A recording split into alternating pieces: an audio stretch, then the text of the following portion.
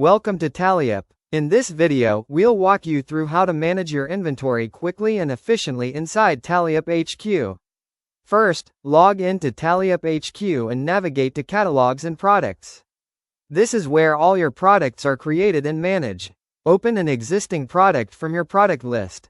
Click on the item you'd like to manage, then scroll to the inventory section. Once saved, your item is automatically tracked in your system. To manage inventory for an item, open the product and select a unit for inventory tracking. From here, you can enter the current stock quantity and the quantity deducted per sale. Navigate to the inventory section and you can set a reorder point. This allows Taliup to notify you when stock reaches a low level and it is time to reorder, so you never run out of your best-selling items.